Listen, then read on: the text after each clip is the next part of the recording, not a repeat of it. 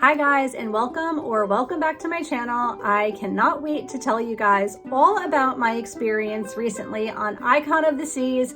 There is just so much to talk about, so I'm gonna get right into it because as many of you already know, Icon of the Seas, Royal Caribbean's biggest ship and currently the largest ship in the entire world with 20 decks. The capacity for this ship is, I believe, 7,514 guests, which is a really big number.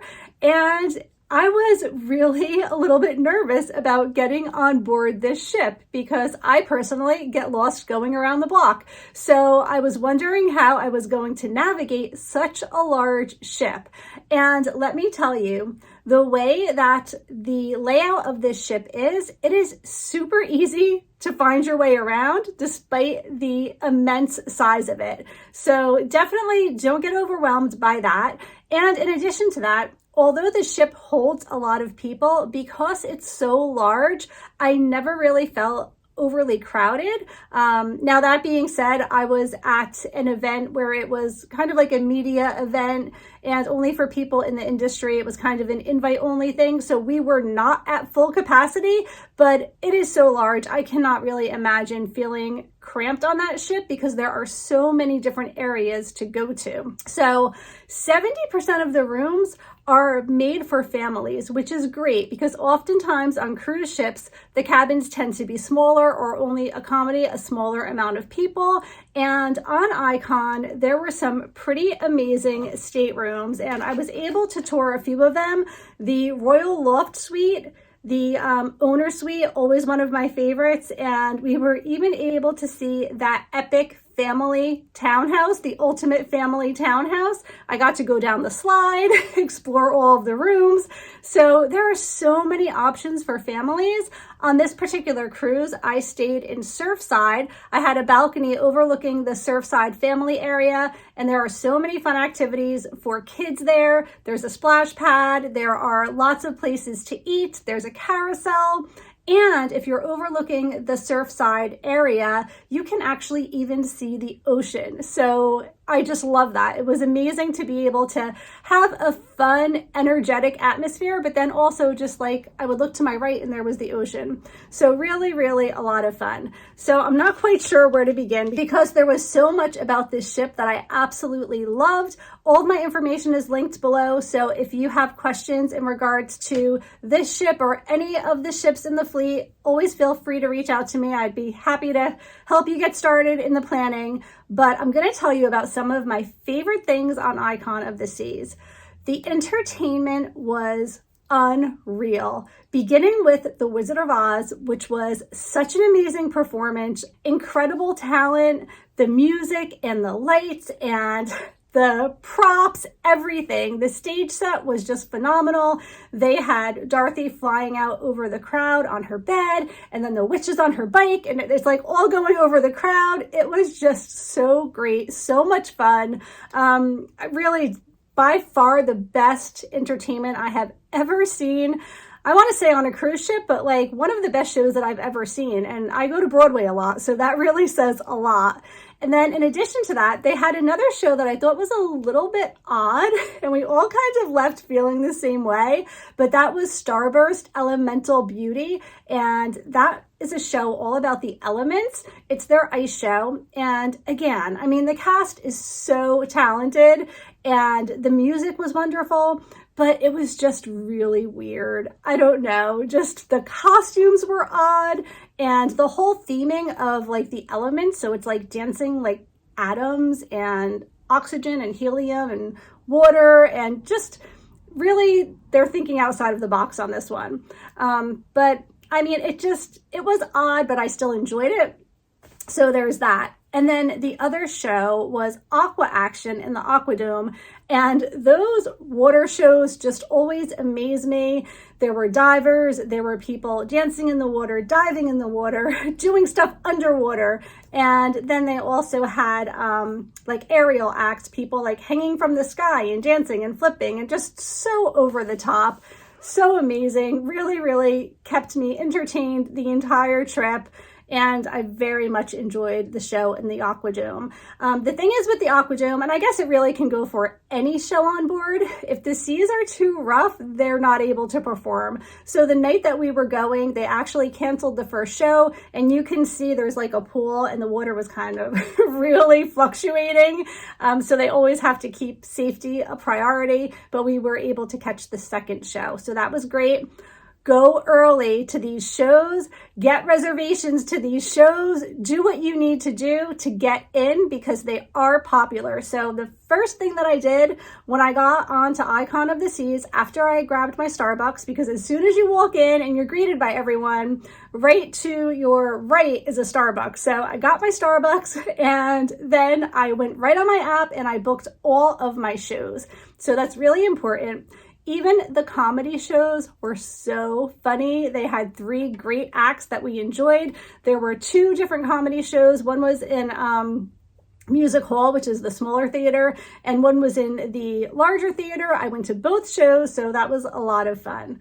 Okay, what else can I tell you guys? Well, on Icon of the Seas, you're going to have 8 neighborhoods, and some of these are going to be including the Sweet neighborhood. You have Chill Island, Thrill Island, Hideaway, the Aquadome, Central Park, Surfside, and then of course you'll have your Royal Promenade, and there's Adventure Ocean. So there's just so many different areas to go to on this ship.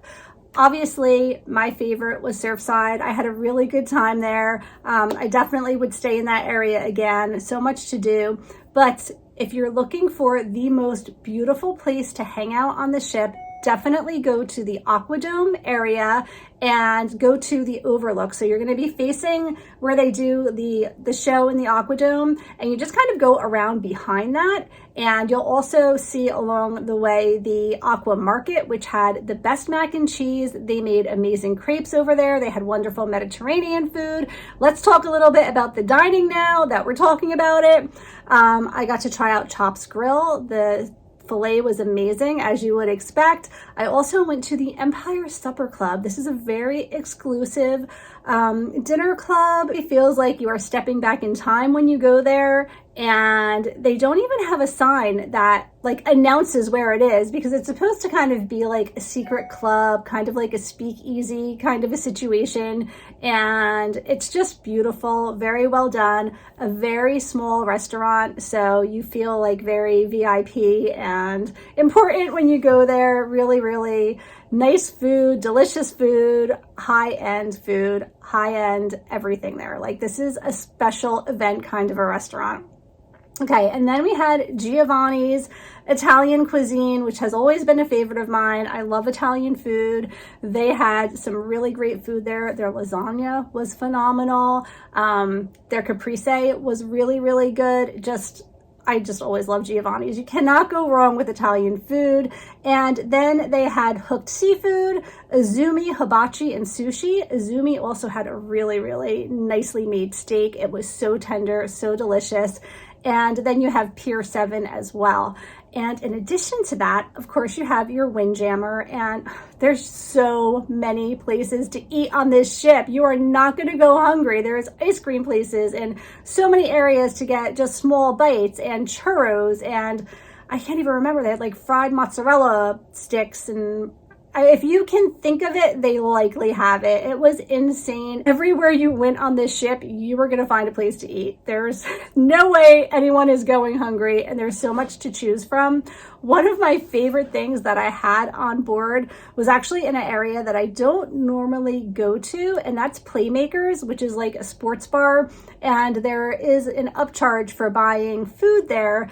But they had these sliders that were so good. They had fries, they had wings, those type of bar food, and it was really, really delicious. I can't forget to mention Deserted, which was the milkshake bar that had the most amazing milkshakes. So definitely do not miss that. There are so many pools, hot tubs, a spa.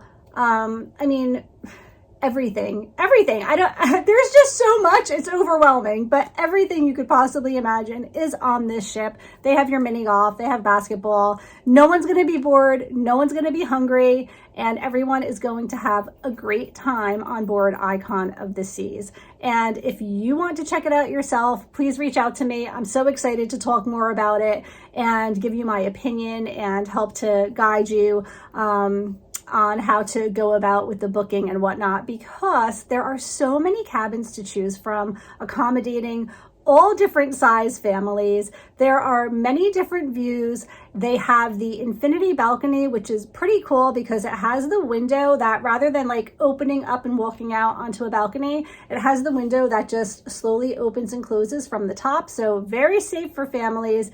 And my favorite thing is you can leave it open and listen to the ocean. I love that. That's one of the best things about a cruise.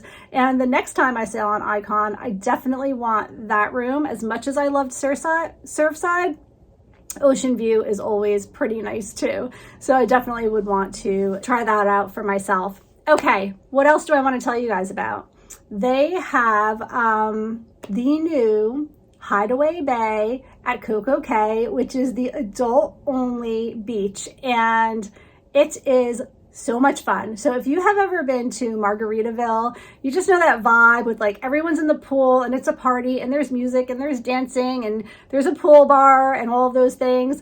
That is the vibe that I got at Hideaway, and it was just a good time. So if you are going and you're with a group of friends and you just want to dance and sing and swim and have drinks and just like have a really good time, that is definitely the way to go. Of course, they always have Cocoa Beach, which is fun too, but that's more family oriented. And I felt like the pricing for getting into Hideaway was pretty inexpensive and definitely doable for most people. So definitely consider trying that out if you're not traveling with children. That's where you want to be, trust me. So it was lots of fun spending the perfect day at Coco Cay. Always a good time, but definitely consider trying out Hideaway Beach because it is so much fun and you will not be disappointed. All right, I think I rambled on enough. I just kind of wanted to share with you some of my favorite parts of my Icon of the Seas trip. I hope that this made you excited about maybe checking it out someday. I think it might be something that you really would enjoy. You can't go wrong. Royal Caribbean just knows how to do it right anyway. So even if Icon of the Seas is not on the priority list for you right now, but you're looking to cruise, Royal Caribbean really always has great itineraries, lots of fun entertainment, always things to do for the family, definitely a very family-oriented cruise line, and it's always a good time. But those sparkly new ships, like, you can't get better than that. You really can't. Thank you so much for watching. If you are new to my channel, I would love to have you go ahead and hit that subscribe button. Please be sure to give this video a thumbs up if you enjoyed it, and I will see you all really soon. Take care. Bye.